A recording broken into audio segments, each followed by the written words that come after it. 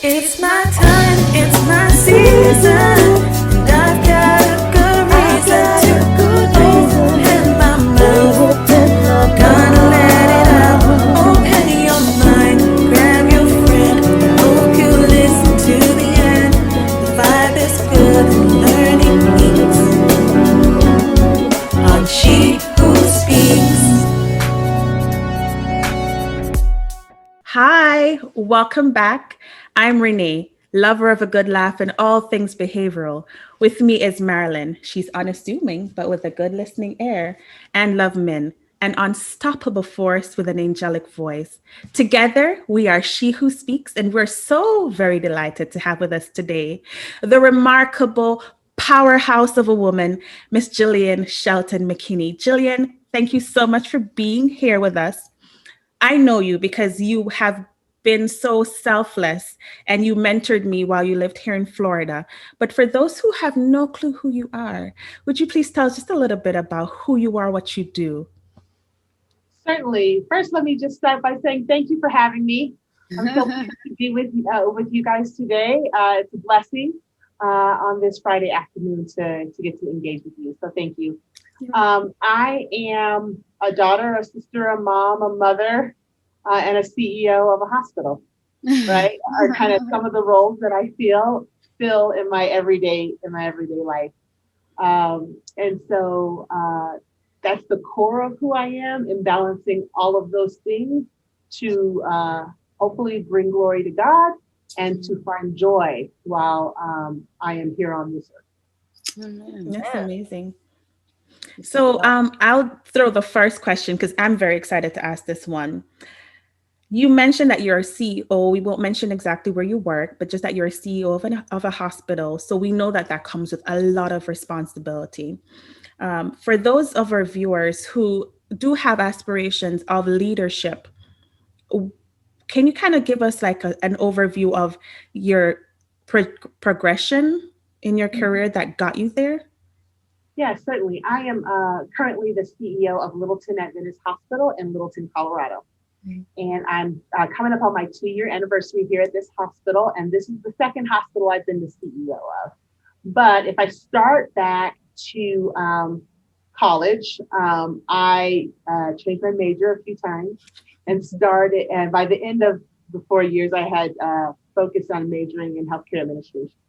So I went to Oakwood University, then Oakwood College, right?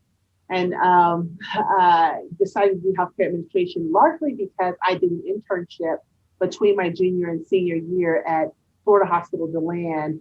And it allowed me to see a different side of healthcare, a side that meshed with my talents. So most of the people in my family are on the clinical side of healthcare. And so I saw healthcare through that lens, right? Doctors, nurses, that sort of thing. I never really thought about the business side of healthcare. And before my major was healthcare administration, it was economics. I had already gone through all the sciences and realized cadavers weren't my thing, bodily fluids weren't my thing. I wasn't going to really be able to do that, right? So I told my mother, who's a physician, I'm not going to be a doctor. So let's rule that one out. We're going to do something else. Yeah, wasn't for me. So so that summer internship said, oh, there is contribution that non-clinical people make to healthcare. And that was important to me because healthcare was always a field I admired, that I thought was core to community in any place that you live. And it helped people. That's just how I saw it. And so I wanted to do something with my life that I was good at, but that I could help people. Mm-hmm. So that's how I kind of fell into that. And so that summer, I came back to Oakwood and changed my major in my senior year and had double time to make up, if you will, in classes, because, I was a senior, I was on a scholarship, and I didn't have another year. It was that year, so I had to make it up. So then fast forward, I had applied for a leadership residency or fellowship program with Advent Health. At that point, Adventist Health System, but now named Advent Health. And so I did a 3-year management fellowship training program with Advent Health in multiple markets. And post that training program, at the same time I was getting my master's. So I have a master's in business, but focused in finance. So I went to University of Central Florida to do that. And then my third year of that residency program, I went to Chicago, helped open a greenfield hospital, build a medical staff, and do all that kind of fun work that, build hospitals every day typically. So I was like fun region for me to go in after I finished in that kind of bridge year. I finished my master's, but I hadn't finished the residency program. Then I ended up staying on there at Bolingbrook Hospital. That was Adventist Bolingbrook Hospital in Bolingbrook, Illinois. And so I stayed there for 3 years, doing everything from program development and medical staff development to opening and running therapies and lab and pre-admission testing and respiratory, various departments of the hospital. And then once I left there, I went to do strategy at Florida Hospital East Orlando was the name of it then. So Advent Health East Orlando is its current name. And I was there in multiple roles for probably about 9 years, I think, or so. I was the director of strategic planning. Then I became the chief operating officer. And then I left that particular hospital, but served for Advent Health Central Florida Division as the vice president for strategy and planning for new markets. So I had Lake Nona and Sunbridge markets where we were exploring what we could look like, what would Advent Health look like in those markets. So doing that for a little while, and then I got recruited to come out here to Colorado and became the CEO of Avista Hospital, of the Adventist Hospital, and then Littleton Adventist Hospital. So here I sit. I think I met you while you were in that role of with Advent Health East Orlando. And I just come to Florida at the time. Yeah, that's pretty awesome. Thank you for telling us that. It sounds like you found what worked for you, what capitalized on your talent, and then you made strategic decisions and alignments and partnerships that led to your continued growth and just exploring what you could bring to the table. And you just worked that all the way to the top. That's amazing. Oh, yeah. Thank you.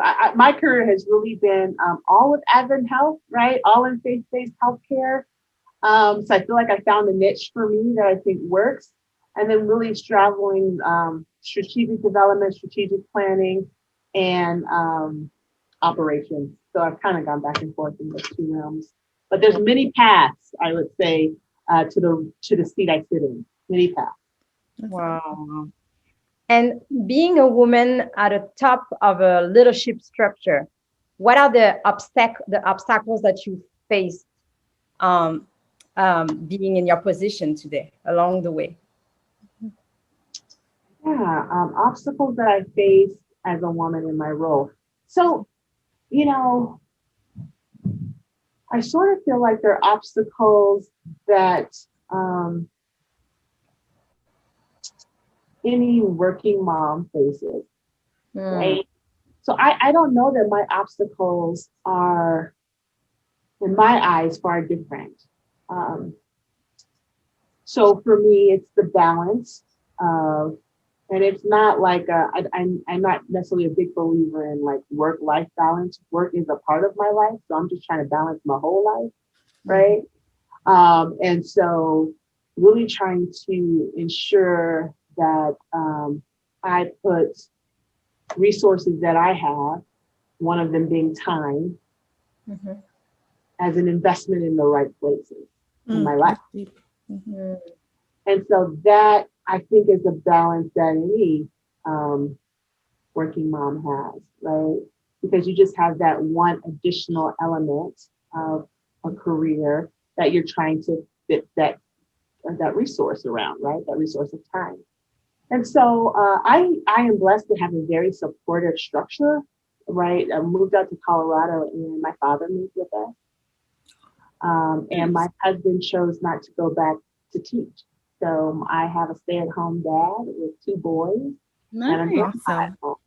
That's awesome. So my 4 guys hang out and do homeschool for the 4-year-old and play with the babies that allow me to, when my career requires me to invest time at non-traditional hours of the day, I have the support structure necessary for me to be able to do that, which I realized I couldn't do. I couldn't do my career the way I am doing my career today without that. Wow. Because for me, I wasn't necessarily keen on babysitter structures or daycare structures to be the anchor for the time with my kids. So if I was going to have kids, right, and everybody gets that choice, whether they do or they don't, right, Mm-hmm. the way I wanted that to be set up for them was to have a tighter knit community of support that was more familiar than daycare. And so my husband agreed, and so we agreed we should have kids. That's Wow. amazing. Completely. I have a question. What is the biggest misconception about being a woman, being a CEO and a woman? So I think that you do still run into stereotypes as a female in leadership. The table that I sit around is growing in its diversity, in its gender diversity, and its racial diversity, right, amongst my peers. But it's not quite there in healthcare yet. And so the misconception, I think, sometimes is that the strength of skill set is that there's not as strong a skill set as a female CEO, that you got there potentially just through your abilities with engaging people. So, and that your ability to manage the business, right, is not as strong. What the reality of it is that women in leadership do it differently. And because we do it differently, certain aspects of it resonate, I think, with our male counterparts, just maybe just not as experienced with it. Right? Like they haven't experienced that woman leadership and how we're able to drive results and what that looks like. So I think sometimes there's a misconception that, you know, you only get there through the softer side of steers. And I can just tell you, my resume results speak for themselves. And so I didn't get here because people just like me. Right? I didn't get here because I can just relate well to people. Though I will say, I think that is a skill set that women leaders bring to the table that does allow us to get the results. I do think our ability to relate to humanity and to connect on so many different facets with individuals allows us to more effectively leverage our EQ. And I do think that as leaders, leveraging your EQ, knowing when and timing things, and when you're in business is important. And I do think that part of that, I think women leaders are more apt to leverage that. And so I do think it is a part of who I am and why I'm good at what I'm at, why I'm good at what I do. But I didn't get here because I don't get results. Exactly. Good. Can I ask a question? As your responsibility grew over your career, did you have what people call the imposter syndrome, meaning that you felt like as you move up in your career, you felt like you were not at your place, like the first time when you were up to this big title, or the first time it was official, like did you feel like you were not at your place, or you were just like, no, I went to school, I did everything, this is my spot, this is my time to shine. So I don't know if I ever identified it as imposter syndrome, but I certainly have felt anytime I go to that next level in the organization, right? So from the time I became a director to the time I became a VP to a CEO, right? All of those transitions, at the start of them, most certainly I have felt new, right? Like I don't know how to do this job yet. Okay. Right. And so, yeah, you're imposter syndrome because I also want to instill confidence, right? And so if I walk around acting like I don't know anything, right? You know, I don't want that to be the impression I give off. But what I would tell you is really important is to be authentic and be honest, because people know you don't know. Okay. Okay, people, particularly people that know, who are the people that you communicate with, right? So Yeah. I think one of the things for me has been being confident in what I do know and inquisitive about what I don't. Oh, that's Right. good. That's good. So I lead with I work to lead with humility that says I'm not a know-it-all, right? No matter how long I've done the role. But I do know I have value to add. I can contribute, right? And balancing that in every conversation, I feel like helps me grow faster because quite honestly, people will teach you. Mm-hmm. Um, if you act like you know everything, people basically will say, okay, go for it. Let's see what you got. Mm-hmm. So it's almost like inviting people into your space to help you be successful. And helping me let me show you how it helps you. Mm-hmm. Right. Mm-hmm. And so I have found many people in my career along the way who have been willing to teach me, whether they were trying to teach me and trying to mentor me or not. I have worked to invite them into my work so that I'm successful. Right.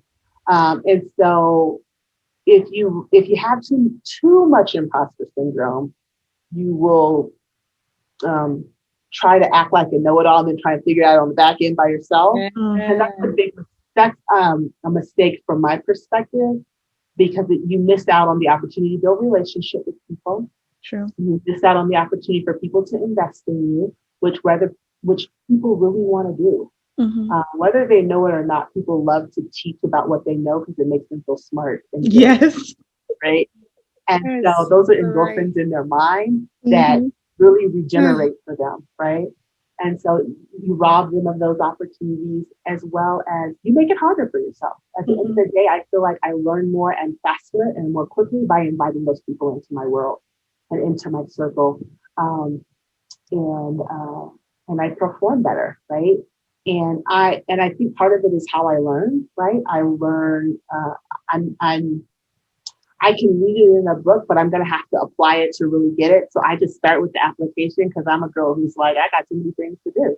Let's just start with the application and I'll fill it in. I'll fill in the spaces. Though I have a master's degree, but people have asked why haven't I gone back to other masters or doctorate? That's not my preferred space of learning. I probably will at some point in my life. But now with 2 little boys and all that, I'm just, just a ways off for me. It's not where I'm going to choose to invest in my time right now. I've had some of it, but I have to get over it quickly because it's not a very comfortable space for me, to be honest. And I don't find that the falsity that it creates for you is opaque. People see right through it. What you're saying kind of reminds me of this book that I'm reading called Dare to Lead by Brene Brown. And it sounds as though you lead with vulnerability and honesty and humility. And that is what she says has always given the best results in leaders. When your people trust you and they're able to see the openness, the humility. And I definitely love that answer. It kind of reminds me of something. The first time I met you, you were part of a panel discussion at a church. And you said that one of the mistakes that we make sometimes as women is when we don't ask for more. When we're offered the position and they tell us our pay is $10. I think you shared your experience where you were offered a certain amount. You're like, okay, thank you. And after you got in the job, someone came back to you and said, why didn't you ask for more? Like, why didn't you negotiate? And so I always remembered that, and I tried that twice. And I mean, I didn't get a whole lot more, but I got something. I've always used that. What are some other things that you would like to share with us that sometimes as women, we aren't putting ourselves in the best position to win? How do we get in our own way professionally sometimes? Yeah, and it's interesting. Before I fully answer your question, the panel discussion from the church and the conversation around negotiating your pay, I had that conversation just today with a female physician. Mhm. And it's still, I only say that to say I'm still learning in that space. She's still learning in that space. I was helping coach her around that same conversation. And it's not because I've always done it right. I've made so many mistakes in doing it. And I was just telling her, I was like, just in taking this job, I learned another thing, right? Mhm. About asking. And it's still a nerve-wracking space for me. And she was just telling a story where I asked for X. You know, I'm here. I'm at Y. I asked for X and I got Z. Right? Okay, but you got Z. If you didn't ask, you wouldn't have got nothing. Right? Exactly. In that conversation. And so we learned through that practice. So, but other things that I would tell women to ask for is the support you need. Mhm. Mhm. Because The support. the support you need. Yeah, the support. Um, Mhm. so when we were moving out here to Colorado, no, excuse me, when I was pregnant with my first son, I said to my family and to my husband's family, I need to know who's retiring to help me with these babies. I love it. I Dang, love it. I wish I had this Right? conversation. And I need to know if you're not, that's cool. Like if nobody can do it, that's cool. But I need to know because I'm about to have to be on the search for a live-in stay-at-home nanny. Right? Wow. So, but if I had never asked, my father would have never retired and moved in. Mhm. Right? Now living with, my husband would say living with the in-laws is a whole other thing. Right? But if I had never asked, Mhm. right, I would have a wonderful stay-at-home nanny, but I wouldn't have Papa Right. living with his grandsons, right? Mm. So research will show, right, that if children that grow up in multi-generational households or have grandparents involved and uncles and aunts involved, that they have better trajectories, better outcomes in life, right? We would have been fine with our nanny at home too. They would have been okay, but I wouldn't have had Papa, right? And my kids wouldn't have had Papa. My son spends the night in Papa's apartment, which is in our basement, Friday nights, right? And Friday and Saturday nights. And if he can't spend the night, he told me last weekend when I told him Saturday night he needed to go to his bed, he's like, it's Saturday night, Mom. I'm supposed to go to Papa's place, right? And so that connection gets built through that. So if I had not have asked for that, Mhm. I would not have gotten and received that. So other things we need to ask for are what we need in the workplace, right? So anytime I go into a next level role, I ask for an executive coach. Anytime I go into a new organization, that is part of my ask for my package. And I don't want to pay for it out of my own pocket. The organization is going to benefit from the improvements that I make. And so I would like an executive coach, right? Okay. And No. at minimum, I want that coach for a year. I prefer 3, Mhm. right? And so I think that if you start with what you need and want, I've yet to be turned down for an executive coach because they want me to be better too. This is right? true. Yep. Yep. Wow. And so ask for what you need from your team. And that's one that's been harder for me, to be honest, because I ascribe to servant leadership. And so I feel like I am here to serve my team. Mhm. And so sometimes I feel like and I think women feel like this in their life, period. We have to be all things to all people all the time. Mhm. And that's a trap. It is a trap. And my team, my teams throughout my career have, as I look back and I currently live in the space, they are always trying to teach me to rely on them. They're always trying to teach me their value, right? And so when you don't ask for what you need from your team, You don't create clarity of priorities, right? You miss the opportunity to be clear about what the priorities are. You miss the opportunity for them to feel valuable, Mm-hmm. right? And for them to feel like they are autonomous, that their expertise is necessary, and that they are empowered when you don't ask for what you need. Because what you end up becoming is a helicopter boss, right? Like a helicopter mom. Like you're always there. You're in everything. Yeah. You're Yeah. micromanaging. You're doing all of these things. Um, or they feel unsuccessful because you haven't asked for what you need, but yet you're always trying to get the results of something else. And they're like, where are you? Like, what do you want? See? Right? Yeah. Yeah. So ask for what you need from your people, right? How do you need them to show up? Where do they need to pitch it for you? You know, so that they know you trust them, right? Too. Like if I'm asking you to fill in for me, I trust you because you showing up representing me. Exactly. And so that's like, oh yeah, okay. You know, I asked my HRD, my HR director. We had a full foundation board meeting of which typically the CEO would report any request. So I was requesting $200,000 for a diversity, equity, inclusion pilot that I'm going to run. And my HRD did all the work for the information. So I said, hey, you pitch it to the board. And she's like, aren't you supposed to pitch it to the board? I'm like, yep. How about you pitch it to the board? I'm there for you. I'm there with you. You got questions. You get nervous. I'm going to be there, right? But and she walked away because she's always critiquing herself, and not sure. But she got $200,000 to run that pilot, Hmm.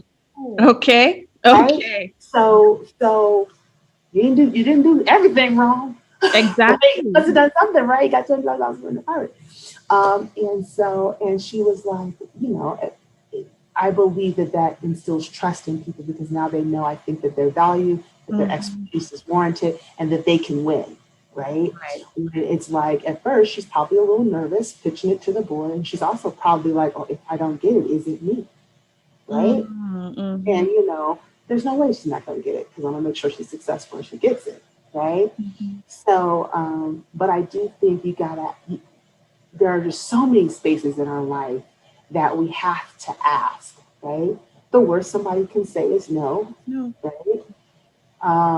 Or I can't, and you'll figure out another way. But what I'm learning is you rob yourself and others of so much goodness along the way when you don't ask, when you're trying to be all encompassing and self sufficient in everything that you do. That's how you drive yourself crazy, Mm-hmm. right. right? The other thing we don't do very well, it's the other side of that coin, is we don't say no. Mm. And so if you're not saying no and you're not asking, you are doubling down on yourself for so many things. How could you thrive? Mm. And how could you have joy while you do it? And when you don't have the joy, it shows up. There's no smoke screen, people, right? Like it's kind of like thinking that you can hide the fact that you haven't slept all night or for a week, right? It's going to show up no matter how much concealer, no matter how much whatever, it's going to show up, right, in your life. And so it's similar. The joy will not show up um, if you're doubling down on yourself by always saying yes and not asking or delegating, right?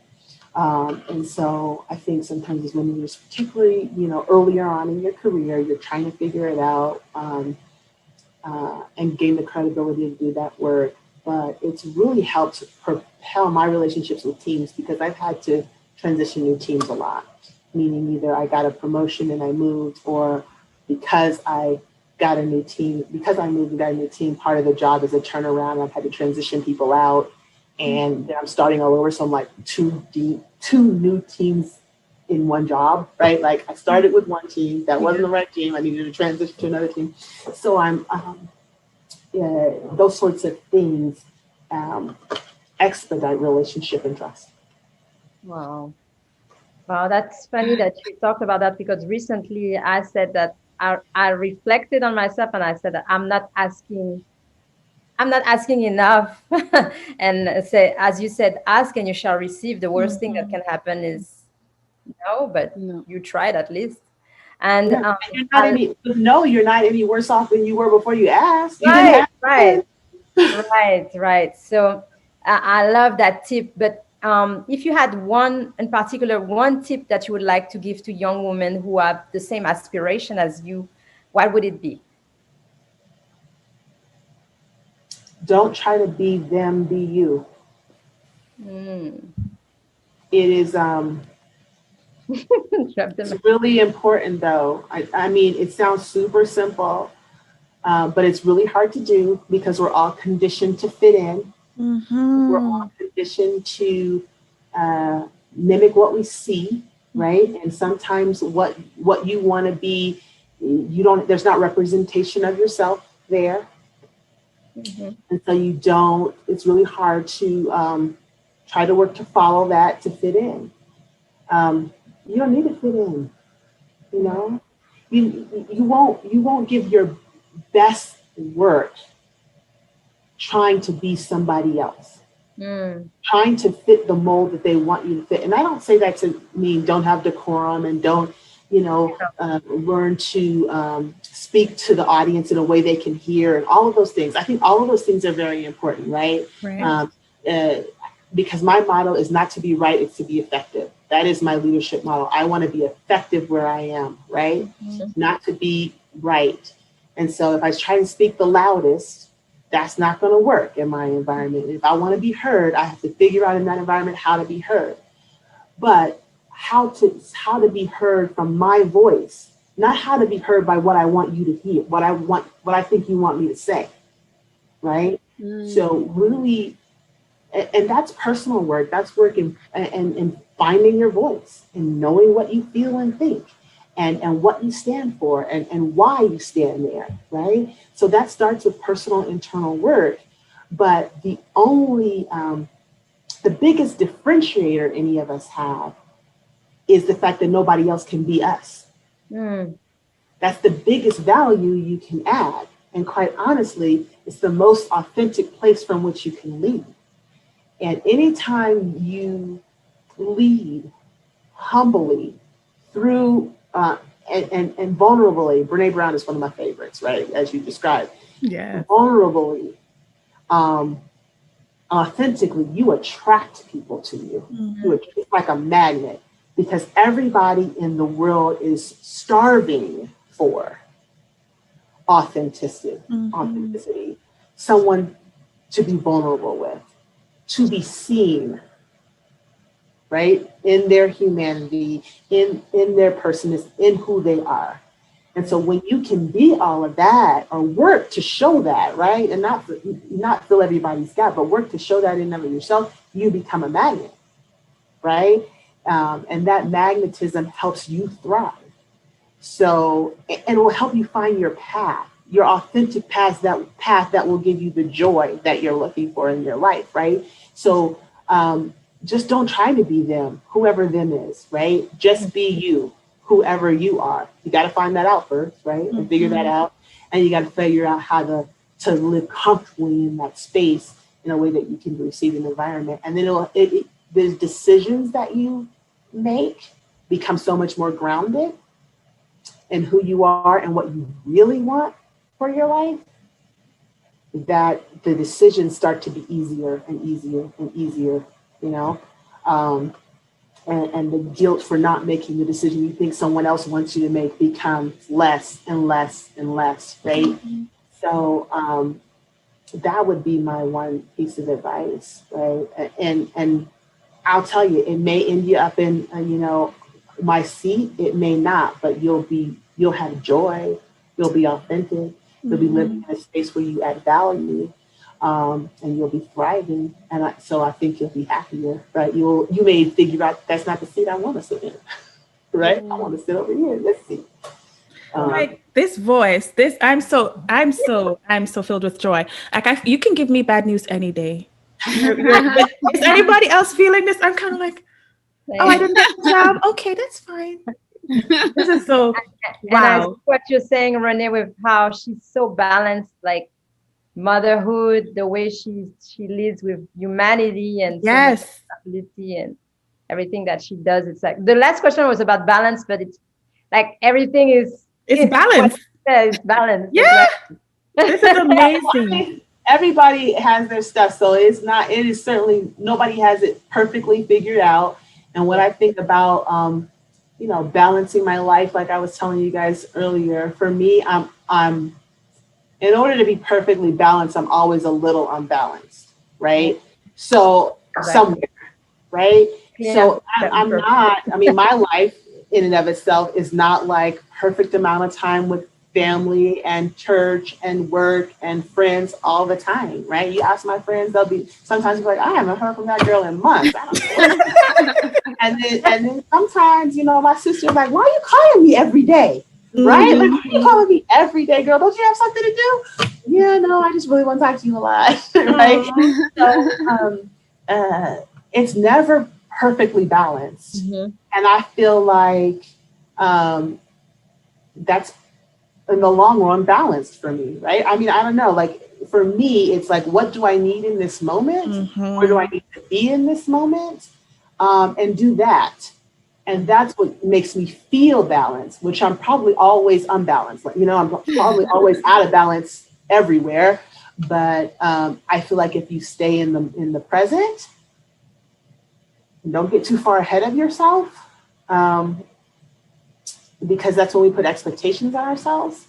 But you stay in the present and you try and do the next most important thing for your life, then you start to walk more in alignment with your desires, which is what balance is to me, right? It's not about having the equitable amount of time in both places. No, I don't need equitable amount of time in both places. I need a little bit more of this today and a little bit less of this, and vice versa the next day.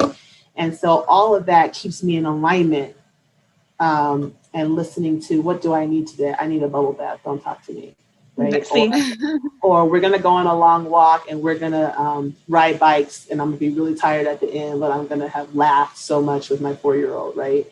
So there is no mythical balance achieved in my life.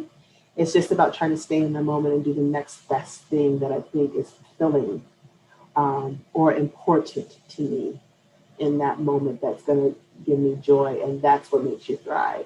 That work-life balance thing, that perfect alignment thing, it's not real. Like, my house is a mess right now, and the house is before we have this blessing tomorrow, and we're going to figure it out, right? But this morning when it was a mess, I didn't freak out. I just kicked the toys to the side and kept going.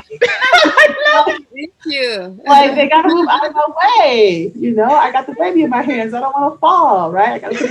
So, and then getting over myself with those sorts of things. Yeah, there's toys all over my floor. So it's just my family, I ran out of time to make the little one clean them up before bedtime, but we're going to bed. He ate, he's healthy. Let's go to sleep. Listen.